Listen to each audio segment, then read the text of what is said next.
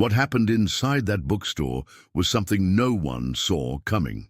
A best-selling author, a shocking refusal, and a move so unexpected that it turned the entire situation upside down. J.D. Vance walked into a small, independent bookstore in Ohio, only to be told he couldn't buy his own book. Sounds crazy, right? But wait until you hear what happened next, because this story doesn't end there. This incident ignited a firestorm of controversy. Was this a case of ideological censorship? Or was the bookstore simply exercising its right to refuse service? The internet exploded with debates about free speech, cancel culture, and political bias in independent bookstores. But while some authors might have walked away in frustration, J.D. Vance had a different plan, one that turned this rejection into a marketing masterstroke. And here's the twist. The very next day, he came back and did something that left the internet stunned. His response didn't just expose the contradictions of bookstore censorship. It flipped the entire situation in his favor. Was this a calculated PR move, or just pure instinct? And what does this mean for the future of free speech in literature? Before we get into the shocking details, make sure you're subscribed to the channel so you don't miss out on more eye-opening stories like this one. Now let's dive into what really happened and why it's bigger than just one bookstore. It started as just another day for J.D. Vance until it turned into a firestorm of controversy. Picture this. The best-selling author and politician walks into a small, independent bookstore in Columbus, Ohio, only to stumble upon something unexpected, his own book displayed on the shelves. Seems normal, right? But what happened next was anything but. When Vance, out of sheer curiosity, attempted to purchase a copy, the store owner flat-out refused. The reason? According to the owner, his book didn't align with the store's values. Now, let's stop right here. What does that even mean? Is a bookstore's purpose to serve readers or to enforce ideological gatekeeping? Vance, known for his outspoken views, didn't make a scene. Instead, he calmly questioned the decision, asking the store owner why they'd stock a book they had no intention of selling. But rather than getting a clear answer, he was met with a vague response about community standards. This raises a critical issue. If bookstores start picking and choosing who can buy what, where does it stop? Does this mean that in the future, controversial authors, whether on the left or the right, will have their works quietly blocked from reaching the public? Or was this just an isolated case of one bookstore exercising its right to refuse service? This situation taps into a much deeper debate, one that goes beyond J.D. Vance himself. Think about it. Bookstores, especially independent ones, pride themselves on being spaces for intellectual diversity. But when that diversity doesn't match the personal beliefs of the store owner, does it suddenly become a problem? If a book is good enough to be stocked, should it not also be good enough to be sold? The irony is impossible to ignore. Vance's book was already on their shelves. The store clearly saw value in carrying it. But when the author himself showed up, that changed everything. Was this a principled stand or an act of performative censorship? Of course, this incident didn't stay confined to the bookstore walls. The moment news of this hit social media, the debate exploded. Some people saw this as a clear case of ideological discrimination, while others defended the bookstore's right to sell or refuse to sell whatever they wanted. But here's where things take a turn. Rather than getting angry or calling for boycotts, J.D. Vance decided to handle things in a way no one expected. The next day, he walked back into the store with a plan that would turn the entire situation on its head, and the way he did it had the internet talking for days. But before we get to that, let's take a step back, because this isn't just about one bookstore, one author, or even one controversy. This taps into something much bigger, the battle between freedom of speech and business autonomy. Can bookstores truly be neutral spaces, or have they become battlegrounds for political expression? And more importantly, what does this mean for the future of publishing, authors, and the very idea of intellectual freedom? This situation opens up a debate that's far bigger than J.D. Vance himself. At its core, this is about the delicate balance between freedom of speech and business autonomy. Bookstores, just like any private business, have the right to choose what they sell. But here's the real question. Should they also have the right to deny sales based on an author's identity or beliefs? If a book is controversial, does that justify restricting access to it, even when it's already on the shelves? And if bookstores start filtering content based on ideology, are they truly serving their communities, or are they engaging in a form of soft censorship? Let's break it down. On one hand, business owners argue that they should be allowed to run their stores however they see fit. If a restaurant can choose its menu and a boutique can curate its fashion, why shouldn't a bookstore be allowed to hand-pick what it sells? But here's where things get tricky. Vance's book was already in the store. It wasn't about whether the store wanted to stock his work. It was about refusing to sell it to him personally. That's a whole different conversation. If bookstores start making sales decisions based on who is buying instead of what they're selling, where do we draw the line? This is where the argument shifts from business rights to intellectual freedom. A bookstore isn't just any business. It's a space that's supposed to champion ideas, perspectives, and yes, even debate. What happens when these spaces stop serving as neutral grounds for thought and instead become curated echo chambers? If books that challenge certain viewpoints are quietly removed from circulation, does that mean we're inching closer to a reality where only one side of the conversation is allowed? And if that's the case, is this truly about values, or is it about control? There's also the double standard at play. Let's say a conservative bookstore refused to sell a left-leaning book to a well-known progressive author. The backlash would be swift and merciless. Social media would explode. Headlines would be everywhere, and activists would be calling for boycotts. Yet, when the situation is reversed, suddenly the conversation becomes about a store's right to choose. Why is that? Are we really defending freedom of speech, or are we just comfortable with censorship when it happens to people we disagree with? And this leads us to the biggest question of all. Should bookstores curate their inventory based on ideology, or should they be spaces where diverse perspectives coexist? The answer to that question could shape the future of how information is shared, consumed, and controlled. But before we get to that, let's talk about something even more controversial: cancel culture. Because whether people want to admit it or not, what happened to J.D. Vance fits right into that growing trend, and the implications go far beyond just one bookstore. The J.D. Vance bookstore incident isn't just about one author being denied a purchase. It's a textbook example of cancel culture. In action, whether people want to admit it or not, this is exactly how cancel culture operates, not through direct bans, but through a slow, subtle process of exclusion. One moment, an author's work is on the shelves. The next, it's quietly removed. Not because of poor sales, not because of customer complaints, but because the author's beliefs don't align with those of the gatekeepers. And the scariest part? It all happens under the guise of curation rather than outright censorship. What happened to J.D. Vance is part of a larger trend that's been creeping into the literary world for years. Authors across the political spectrum have faced sudden rejections, book removals, and even cancelled publishing deals, not because of plagiarism or scandal, but because their personal views were deemed problematic. The criteria for exclusion are often vague, shifting, and inconsistent. One day an author is celebrated. The next, their persona non grata. The result? A chilling effect where writers start self-censoring, publishers become more hesitant to take risks, and readers end up with fewer perspectives to choose from. But here's where it gets even more complicated. Some argue that cancel culture isn't real, that it's just accountability in action.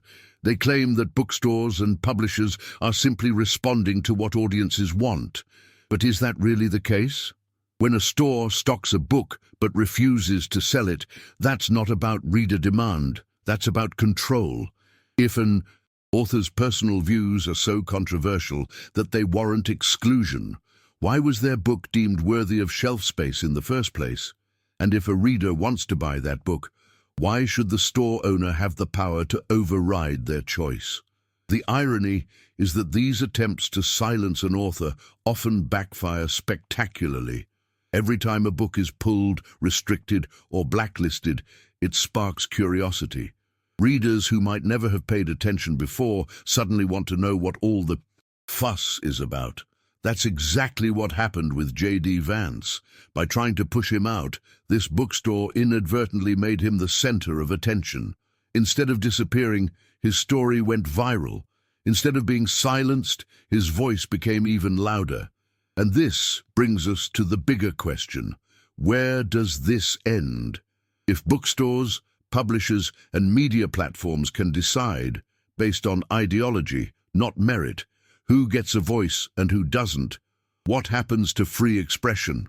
Are we okay with a world where only certain viewpoints are allowed to thrive? And if this is the future of literature, who gets to decide which voices matter and which ones are erased? What happened inside that small bookstore in Columbus could have been just another minor dispute, something that barely made waves outside of those walls. But in today's world, where every confrontation has the potential to become a viral sensation, J.D. Vance's calm and strategic response turned this into a nationwide debate. The second, people online got wind of the story. It spread like wildfire. Suddenly, this wasn't just about one author and one bookstore. It was about free speech, cancel culture, and ideological gatekeeping. What made this incident explode? First, it was the sheer absurdity of the situation. Here was a best-selling author standing inside a bookstore, being told he couldn't buy his own book. The optics of that moment were too powerful to ignore. Second, it was J.D. Vance's reaction. Instead of blowing up in anger or calling for a boycott, he handled it with composure and precision. He didn't give his critics any ammunition. He let the situation speak for itself. And in an era where outrage often dictates online discourse, his restraint made an even bigger impact. Then came the public response. Inside the store, some customers actually applauded him. Others were confused, trying to make sense of why an independent bookstore would stock a book but refuse to sell it. Online, the reaction was split. Some praised J.D. for standing his ground, while others defended the bookstore's right to refuse service. But regardless of where people stood, one thing was undeniable. This story got people talking. It became a conversation about much more than J.D. Vance. It was about who controls access to ideas and how bias influences those decisions. And here's the thing about viral moments. Once they start, they take on a life of their own. The bookstore's decision became a rallying cry for those who believe in free expression. Suddenly, more people were talking about Vance's book than ever before. Sales surged, not just in Ohio, but across the country. Some supporters even called for others to buy extra copies and donate them to libraries, ensuring that the book would remain accessible no matter what. What started as an attempt to exclude an author ended up boosting his visibility exponentially. But this was just the beginning. The very next day, J.D. Vance returned to the same bookstore with a move so unexpected that it flipped the entire narrative in his favor. Instead of fighting back with words, he took action, one that would turn an act of rejection into an opportunity for impact. What did he do? Let's just say, he left that store with a lot more than just a receipt. J.D. Vance could have responded in 100 different ways: angry rants, legal threats, or calls for boycotts. But he didn't. Instead, he did something so unexpected, so brilliantly calculated, that it turned a moment of rejection into a masterclass in strategic thinking. The very next day, he walked back into that same bookstore with one mission: to buy every single copy of his own book. Think about the sheer symbolism of that move. The bookstore refused to sell him one copy? Fine. He'd buy them all. Instead of making this about a personal slight, he reframed it as a victory for access to information. And he didn't stop there. After purchasing the entire stock, he donated the books to libraries, schools, and community centers, ensuring that the very book this bookstore tried to withhold would end up in even more readers' hands. Talk about poetic justice. This wasn't just a personal win. It was a PR masterstroke. Instead of letting his critics paint him as a victim, he turned the tables. Now, instead of debating whether J.D. Vance should have been denied service, the conversation shifted to something much bigger. Should bookstores control what people can and can't read? This move forced even those who disagreed with him to confront the uncomfortable reality of ideological filtering in literature. And let's not ignore the viral effect of his response. Social media exploded with footage of J.D. Vance leaving the bookstore with stacks of his own book in hand. News outlets picked up the story, and suddenly people who had never even considered buying his book were rushing to get a copy, if only out of curiosity. What was in this book that made a store go to such lengths to keep it from being sold? The controversy skyrocketed sales, turning a small moment of rejection into a national bestseller boost. At the end of the day, this wasn't just about one author making a statement. It was a textbook example of turning adversity into an advantage. Instead of letting the controversy define him, J.D. Vance took control of the narrative and used it to amplify his reach. And the best part? The bookstore, in trying to silence him, had just given him the biggest publicity stunt he could have asked, for completely free of charge. Independent bookstores have long been seen as cultural hubs, places that foster intellectual diversity, support local authors, and provide a space for meaningful discussions. But incidents like the J.D. Vance controversy raise an uncomfortable question. Are these stores truly neutral, or have they become ideological gatekeepers? The refusal to sell Vance's book wasn't just about one author.